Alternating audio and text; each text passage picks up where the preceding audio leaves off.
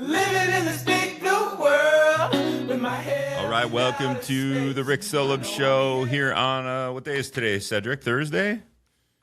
Thursday. You're listening to WIZM 92.3 FM, 106.7 FM, North Vaughan, Alaska. Cedric Schnitzler is the Monroe County Board Chair. So we can talk about some of the stuff you guys are doing. But he's also running for State Assembly in District 95, held by Jill Billings. You don't have an opponent. So it's going to be you two come November. Yep. Again, you ran last time. I think you probably won in your county, and she won in her county, and the numbers just didn't work out, if I remember right.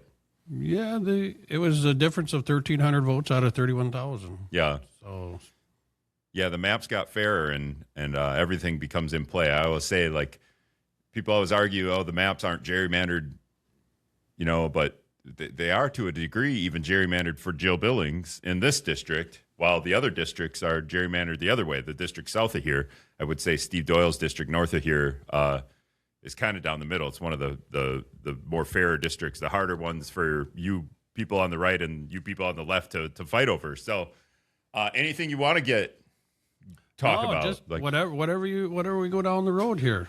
It's trail time, You are on the Monroe County Board chair. You're on the Monroe County Board and you're the chair. How long have you been chair? Going on 10 years now. Been on county government close to 30 some years in county government. Yes. Okay, and you're also or were also a dairy farmer. Yep, organic dairy farmer for about 30 years. Town board in there as well. A couple of stints as chair. Do you still have a farm? I do. We still have our original farm Mom and Dad bought in 1965. I was born and raised there, obviously, since 1970. But, we have remaining 50 acres, we call it. Mm-hmm. So, and you got beef cattle or something beef like that? Cattle, yep. My brother and I, we run cattle together. We were up as high as 42. We're kind of back down into 14, 15, just keeping it simple. Why does it seem like not every farmer, but almost any farmer I run into is we used to be a dairy farmer, and now we just do beef cattle? Like, why? What is that? Well, I would say number one, it's economics. They were getting out. Everybody either you got bigger or you got out, and the fallback was either crops or beef, and so that's where it's at. And a lot of them chose to supplement their beef through some of their crops that they're raising, and that's where it's at. Yeah. And when it comes to crops, are we growing corn for gasoline? Is that what? Or yeah, soy? I mean, corn is obviously in ethanol. Corn is in corn syrup. That's a big product there. A lot of overseas sales going as well. That's where the corn heads on those three products, major ones. Or soy, right? Or soy. And soy goes to the cattle, right? Yeah, it's a protein. Obviously beans. There are a lot of foreign sales. China's buying beans again now that the tariffs are hopefully a little bit settled out a little, although I'm sure they're there. Yeah. So it's a protein. They like that. It's a good source. I always joke that we don't have any guys getting out of the dairy farm business to go run asparagus farms. That's not a thing. No. But, like in Monroe County, we used to have Heinz Pickle Factory south of the Sparta area, and it was one of the premier pickle factories. That gave way to now, dairy, and from there it went to now it's crops, cash crops, corn, beans. Don't see wheat like we used to either. That was something that's changed too. We used to have quite a bit of wheat. Don't see that anymore either. Yeah. So Cedric Schnitzler is running for State Assembly's Monroe County Board Chair. Some of the things I play like the hits when it comes to running for State Assembly. So if you want to get into the weeds on any of this stuff, Cedric, but the budget surplus deal that fell through a couple months ago, public education versus voucher school funding, governor's race, Francesca Hong was just in La Crosse yesterday, shared revenue, which kind of is also related to the budget surplus deal. Childcare, Knowles Nelson, data centers. We definitely I want to get to that because you and Monroe County are doing something there. PFAS, water quality, housing, healthcare, and then you brought it up before the show, farmland preservation, which kind of deals with data centers as well. So stick around, everybody. We're gonna do this for the rest of the hour. Talk about these issues, maybe whatever else comes up. Cedric's a Republican in the race. I don't know if I mentioned that. And Jill Billings, he's going against. She's the Democrat. For the November election. All right, we're going to take a break. You're listening to the Rick Solem Show here on WIZM 92.3 FM, 106.7 FM if you're north of Alaska. We'll be back in a minute. These guys are coming to La Crosse. Cedric, you going to that concert? I see it on the calendar. We'll just see how this goes. But. Cedric Schnitzler in the studio with me. I'm going to fumble your name every time I think. Schnitzler. He is a candidate for state assembly in District 95, which includes parts of the city of La Crosse and La Crosse County. And then how much of Monroe County, Cedric? Well, basically, there are 11 townships in there in the city of Sparta, and village of Cashton and Melvina and Norwalk. Okay, and you're or not 11, 7, excuse me. 11 is how many zone townships we have, so I think there's 7 townships. Okay, yeah. And still a farmer, cattle. Still milking, or not still milking, just have the beef. Yep. I'm a caregiver as well for disabled children at home, and Okay. County board rental. I'm retired. I'm doing what I want when I want, and as long as the good Lord allows me to do it. How's that? All right, and I want to talk about data centers. We'll do that the second half of the show because you just brought up last time you were running, because you ran last time too. We had a conversation and we got into all the mix on all the things except healthcare, and you just kind of brought up your kids or your grandkids, and it may or may not be related. I don't know, but you said in the break there you want to talk about healthcare a little bit. When it comes to healthcare costs in Wisconsin, I think is it Medicaid or Medicare or BadgerCare? I don't know which BadgerCare. one. BadgerCare, you know. Okay, well, what's your take on healthcare as a state assembly rep, or what's the state doing right and wrong? I think what needs to be just, Tommy Thompson started out with BadgerCare back in the 80s, and that had to do with the fact that farmers weren't getting healthcare coverage and it was too costly. They couldn't write it off on their property taxes real federal taxes, so they had to switch that. And he came up with a solution called BadgerCare, and that was to the benefit of self-employed as well as farmers to have the state, if you will, sign up for it and work, still be able to keep their self-employment. And so that was very successful. So it was there. And so for my personal self, as a dairy farmer at that time, I still remember reliving this. I was married in 91, had a daughter that was development disabled. We were buying our own health care. We sat at a kitchen table, and the agent was sitting there, and we were going through things, getting ready to sign the check, re-up it, etc., for my wife and I. And he had our oldest daughter at that time, and he looked at me, he goes, "Does she have mental health issues?" I said, "Yeah." And he goes, "Oh, well," and he closed the book, tore up the, re-up, and said, "I can't help you." And I'm like, wait a minute. I'm willing to pay for this. I mean, I'm paying now, and I'll pay for it. No, we won't cover as long as you have mental health and your issues. She has Fragile X. So it was personal to me. And I asked him, I said, "Well, what am I supposed to do?" And he said, "Well, go to BadgerCare." So for myself, I seen it. I've lived it. When health insurance says, "No, we ain't going to cover you," I had no choice to go. And as a dairy farmer, where do we go? We went to BadgerCare. And there's a lot of people that had that experience, I'm sure, not just me. So, in the past, some have questioned whether or not the support of BadgerCare. I support BadgerCare. It's something that helps situations where there is nothing. Obviously, there's a work component that we want to talk about sometimes, where people need to, if they can prove that they're working and still have that, that's awesome too. But there are individuals that have disabilities that have no opportunity, nowhere else to go. They need that. Yeah. And we need to make sure that Madison stays doing their job and making sure that those people are covered. Well, is a lot of the fight between the two parties the fact that the Republicans don't want to expand BadgerCare funding, take federal money? I think we're one of 9 or 10 states that doesn't expand it. Yeah, I don't know the latest how much there is hanging or left out there as far as additional. Yeah, I think things changed in the federal government that might have gotten rid of maybe those possibilities, but who knows? I know that there was an expansion. Remember, there was the last minute in which they approved it. So, and I think Van Orden was involved in that, and even Tammy Baldwin. Remember, it went through that great big beautiful bill. Yeah, they $2 million. Yeah, whatever. They renamed that bill now. So, but that number increased for that, and that went to the rural hospitals and helped them out. And I know there's a good record on some of that. I would agree, but I just think that when it comes to health care, we can't continue to just throw money at it. We do have to start talking about transparency. We have to be smart. We have to take care of those that can't take care of themselves. That's a Ronald Reagan philosophy, quite frankly. I live in Minnesota. My state passed paid family leave. I think it's quite a few weeks. I don't remember exactly, and I don't even think I'm eligible because I work in Wisconsin. So it's kind of funny. I'm like, do I pay into this thing that I don't get? But what's your take on having some type of paid family leave situation? I wouldn't say right now. I'd have to take a look at everything that's on the table. And it's just like child care. Last time around, I was sat at a forum here in La Crosse talking about child care and how we needed to improve some of that. I had one of the child care providers say, hey, it's not more money as much as it is get the regulation off our back so we can have the ability to work and provide those services to people. So I'm open. I mean, we have to take a look at where the problems are and come up with real solutions. Roll up our sleeve, roll up, and get to work. Stuff like that. A lot of these problems, too, are just deserts of healthcare or deserts of childcare. Mm-hmm. And you talk about regulation. I haven't looked at it recently, but the last time I remember, the GOP plan was to allow 16-year-olds to work in childcare facilities, allow more kids per teacher or whatever. It didn't seem like great solutions to me because it was just we're going to unregulate it in a way that just puts more burden on however many workers you have in there. But the flip side of that is there's not enough childcare workers, and then there's not enough childcare facilities.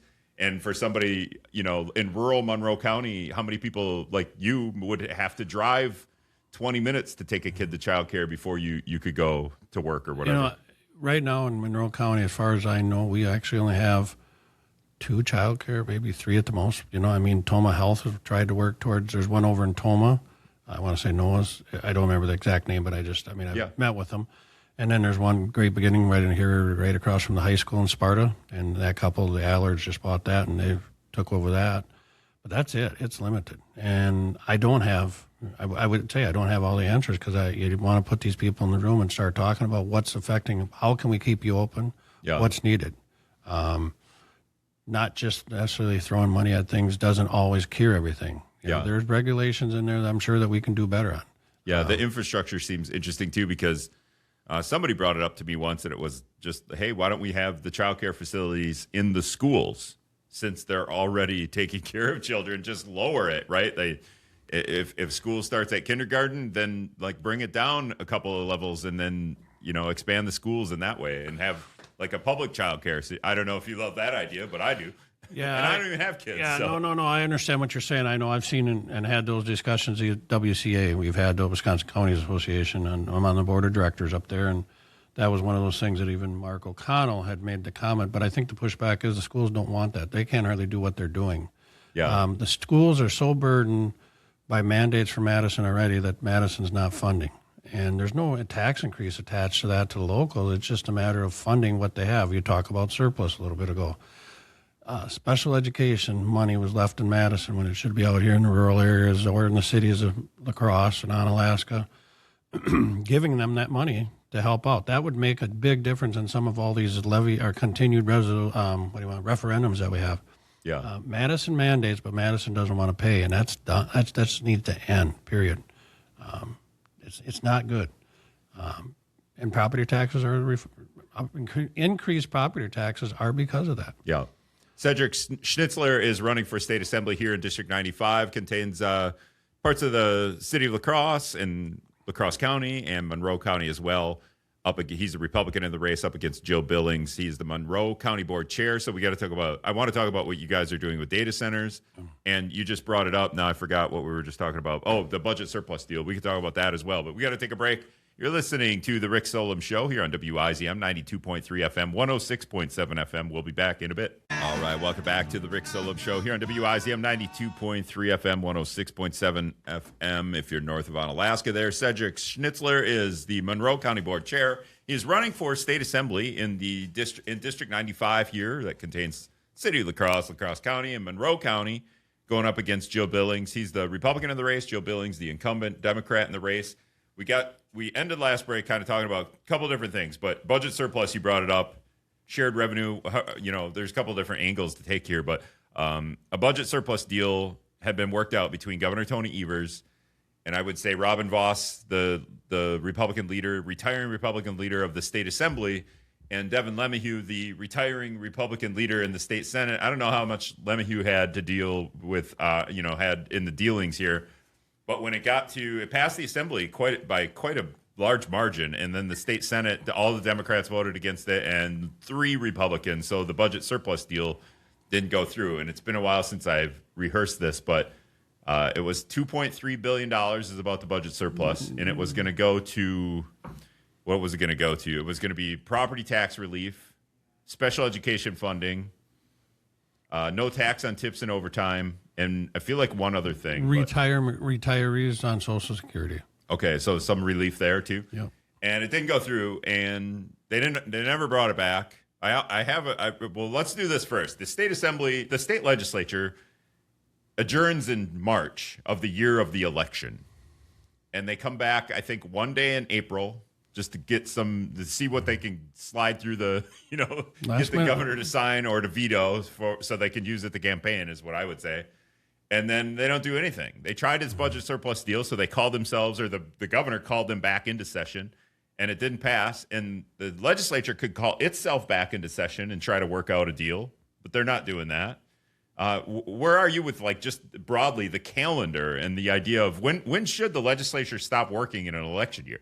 Well, the legislature stopped working when they left Madison and then delivered to the people in western Wisconsin. That is a fact. On both sides, I'm sure it's relevant, but it's always about the next election.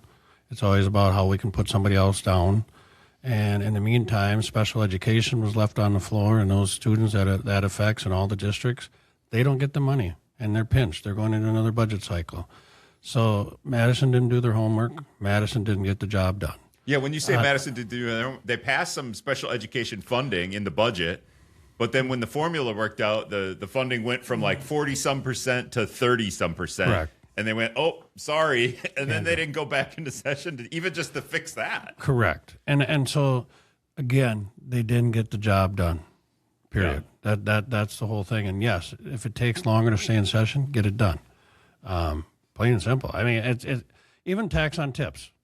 How much more would you could I go out to eat not every morning, but every Friday I go to the local diner and we have a bite to eat. Those tips are being taxed today. Mm-hmm. They shouldn't have to be. That's a very low pay at this point, as far as $2.25 or something like that. Well, so my whole thing was, like, if you couldn't work out that budget surplus deal, you're not going to get the 3 Republicans who voted against it in the Senate to vote for anything. So you got to get some Democrats on board. Why not just pass the special education part of it and the no tax on tips and overtime part of it, and just say, here's the budget. We'll use that, and it won't be $2.3 billion.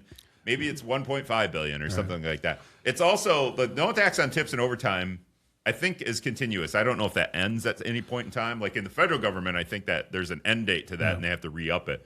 But in Wisconsin, if it doesn't end, that's fine. I don't know if it needs to end or not. But the special education funding was only for 1 year, so it was only like an influx of money for 1 year. There was no resolution there for long term. But you got to get some.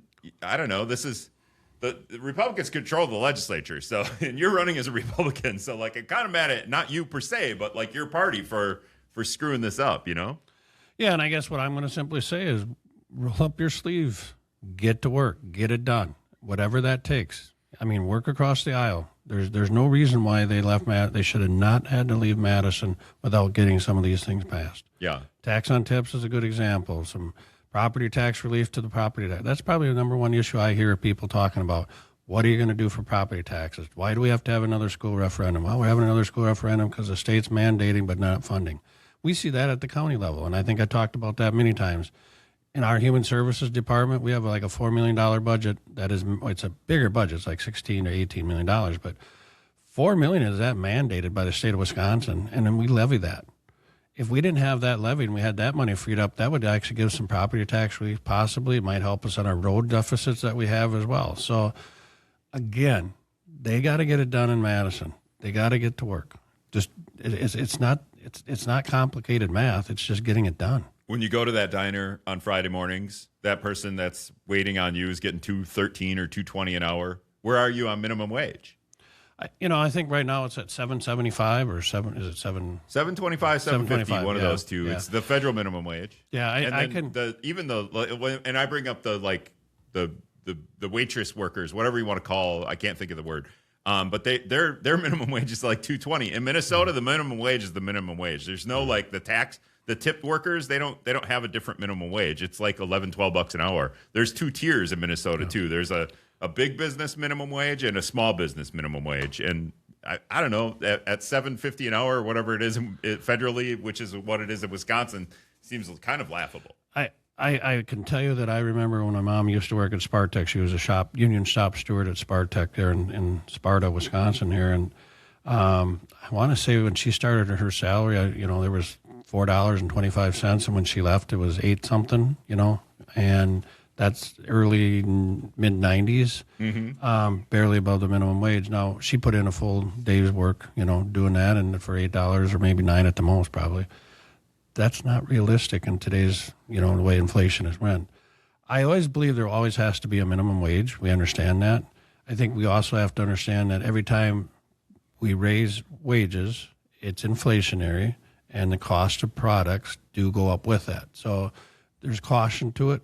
But is it something that we could take a look at? I think you have to. Yeah. It's not realistic given the way the dollar of the value has been of no value. The dollar is, that's a monetary issue that we have no control over. But the dollar don't go as far as it used to. That's plain and simple. Yeah, I would love to see just like the tipped worker minimum wage get rid of that. And if it's $7.25 for those people, it's federal minimum wage $7.25. I mean, the big thing that we have to understand as consumers when we go to McDonald's, it's already $9 a meal or $10 a meal. It might be $11 a meal. That's what happens with inflation. That's what happens when you start doing some of that. So you got to be cautious. Yeah. But right now, look at the cost of beef in the grocery store. Yeah, and just stop going to McDonald's. Yeah. Like go to that local joint you were talking about. Minimum wage in Minnesota for there's $11.41 per hour. Now it says for all employers. I feel like there was 2. There's a $9.31 an hour for employees under 20 during their first 90 days. So there's that. So if you're under 20, you make $9.31 as a minimum wage for 3 months. And if you stick around that long, 3 months seems like a good summertime job. Mm-hmm. Maybe that's why that's in there. So what was the other thing when it comes to budget surplus deal? So did you like the deal the way it was? Well, I think that again, I wasn't in the room where the deal, where the deals were being cut or whatever you want to call it, and I wasn't in the negotiations of that.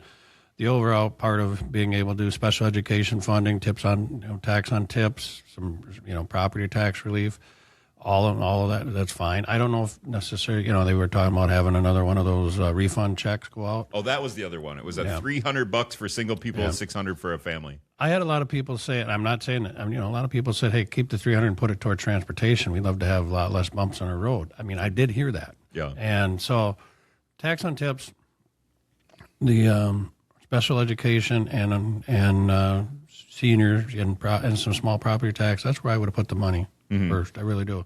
Even if it meant a reduced amount, but get it done. Well, the other problem I have with it was just like a 1-year influx. It felt kind of like gimmicky, honestly. Sure. Like, hey, we're going to do this right before the election. Look what we got it done. Yeah. We did some work, and now we're going to go campaign on the thing that we didn't fix it. Like the next guys, if you win an election, you got to fix it. So. Yeah, the state of Madison, the capital in Madison has this tendency to say, hey, we're bragging about what we're getting accomplished down here, but by the way, you go pay for it, and that's where it's got to end. It should be on them. If they're going to mandate it, they pay for it. Otherwise, don't stop mandating that to us. Yeah. And that's just wrong. Cedric Schnitzler is running for State Assembly here in District 95. He's the Monroe County Board Chair. When we come back, we're going to talk about some of the things that they're doing on the Monroe County Board when it deals with data centers, and then get his take on, what the state should be doing with data centers. We'll be back in a minute. Welcome back to the Rick Solem Show here on WIZM 92.3 FM, 106.7 FM. Cedric Schnitzler in the studio with me, running for State Assembly, District 95. He's the Monroe County Board Chair, too. District 95 includes the city of La Crosse, parts of La Crosse County, and then Monroe County. I couldn't remember. Is it all of Monroe County, or is there another district? It's the western part of Monroe County, excluding Little Falls and the Lime area. That's in Nancy Vandermeer's district. So. I want to talk about data centers and what you're doing on the county board there. But first, governor's race. What are your thoughts here? You got Tom Tiffany is kind of like and there's another guy running, but it's going to be Tom Tiffany, the Trump endorsed candidate there. And it looks like it might be, we'll know in a couple of days, but it looks like it might be Francesca Hong. She's winning in all the polling, although the person that's winning the polling was undecided. So I don't know if that's going to change, but what's your feelings there? Well, obviously, on the side of the Democratic side, Governor Evers came in and asked Crowley to come back, the executive from Milwaukee County, and I actually know him. I've worked with him and a little bit on the WCA board of directors. We, one thing in common: he's county, I'm county, so that's kind of cool in that regards. But Evers actually, brought him back in, wanted him to run. So I think they had concerns about what's electable or not electable. I chuckle because I don't necessarily think I wouldn't want that on my side of the aisle either. I'm trying to appoint our own or make kings out of people. We'll call it that way. Yeah. But that's what I feel like took place on that one. We'll see what the dust settles on Tuesday. She has the upper hand. She's got a lot of energy in her group, and we all have seen it. I don't love it on either side. I don't love the idea that we're going to have the furthest left candidate with just, if nothing else, she's just going to have to defend her tweets for the next 3 months. Yeah, she's got like 3 or 4 tweets that are a little bit out there. One about Culver's, one about Thanksgiving, one about abolishing the Senate, actually abolishing the Senate. I don't know, maybe. And then on the flip side, on the Republican side, you have in Tom Tiffany, a guy in the U.S. House of Representatives who's like 100% voting for Trump. So he's as far right as she is as far left, and I don't love that. And we're going to go through a great experiment here in Wisconsin, I think. Yeah, I would agree. I mean, Tom obviously I think has the lock on the GOP side. It's just the drapes have been measured, and he's got that nomination. So no disrespect to the other gentleman, obviously. That's just the way it is. So we'll see how these two fight it out. I think you're right. It's going to have a difference. You're going to have the opposition. How do you want to say it? You're going to have both sides, left and right. Well, and you seem like a kind of guy that doesn't love either of that. Like you're more. I want to come to the middle on everything here and work together. There's a guy again. He was governor for 4 terms. Tommy Thompson. Tommy Thompson was conservative, but Tommy Thompson knew how to work. And Tommy Thompson pulled people from both sides and said, "Hey, get this job done." And you have to have that. And that's what I just don't see. And those guys are being squeezed out. But do you think Evers has been doing that at all? Like he's okay at it, I think. There's occasions. I've had what I call. Occasions where he's been to Monroe County, and I've thanked him for different things like the funding at the Brewers Stadium that helped rural Wisconsin, and we got another $90,000 in shared revenue. That shared revenue deal, right? And then there was a big shared revenue deal that he was up to our area to look at some of the monies that we had spent or got for flooding area along the Cross River, and created trails and created a boat ramp there by Rockland Anyway, he was there, and I had to, I said, hey, thank you, because with you and whoever your colleagues were, that we got that additional money, which was significant. That was like $1 million to us. So he worked across the aisle on areas he needed to do to get things delivered, and I think a lot of that driving force had a lot to do with the counties association too. I mean, put a plug in there. They're well respected. They're doing a phenomenal job, and they work with the League of Municipalities. They work with the townships to get that done, and schools. So. Yeah. So all across the board, there was a good cut, So speaking of county, and Cedric Schnitzler is the Monroe County Board chair here as he's running for state assembly. Our county in La Crosse passed a data center study committee or ad hoc committee. They got a year to work. And then about a month after that, they said, well, if that study committee is going to study what data centers, how they affect our community, we should probably not build any for 18 months while they do their work. So they got 12 months to just the moratorium for 12 months. And then that extra 6 months is to just like hash out some legislation on whatever it is the study committee comes up with, the best route to go with data centers. You guys doing something similar? Yeah, Monroe, and it's it's one of the committees that I serve on. I don't chair that committee, but I serve on zoning, sanitation, and zoning, which is to deal with this data centers discussion. But we just had it in the last month at the full county board that we passed an 18-month moratorium, and our committee is now meeting on the 17th, I guess, again. And we'll be taking this up and working, obviously, with legal counsel, what this means.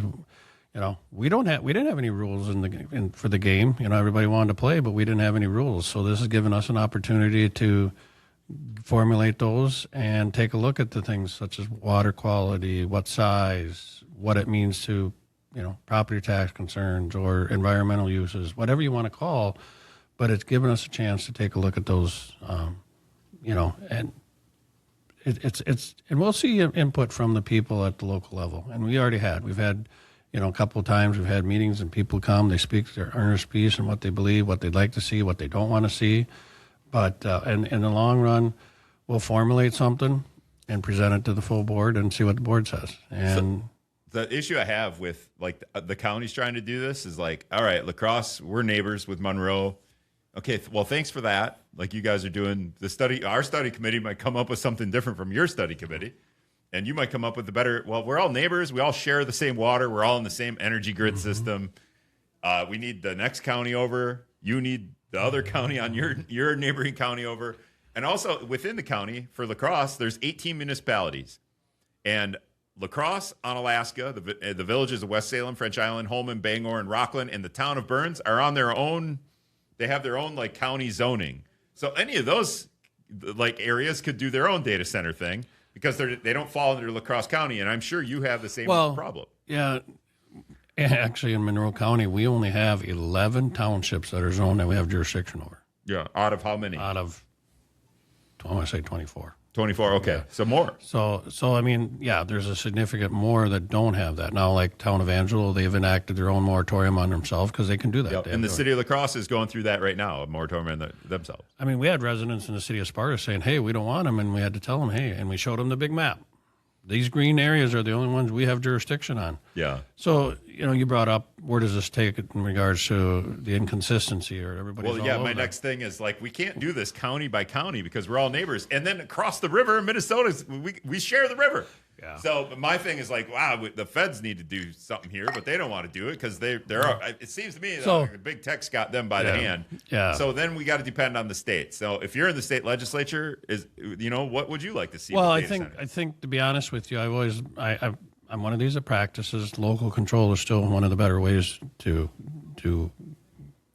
regulate. But we can't piecemeal it county by county or municipality by municipality, right? And I understand that, and the way that we've had it in a track record in the past would have been like the windmills, wind towers, I should say, the cell towers, now even solar, some of that. We don't even have a lot. But my point is the state of Wisconsin came in and passed those wind towers in effect and said to the townships or the counties in this case, doesn't matter, you don't have that authority. We can't turn them down. Okay. And so there was their interpretation, their rule. They basically came in and said, if you can't write the rules, Madison will. Yeah. And they did to keep uniformity and then took a lot of that local control out of our hands.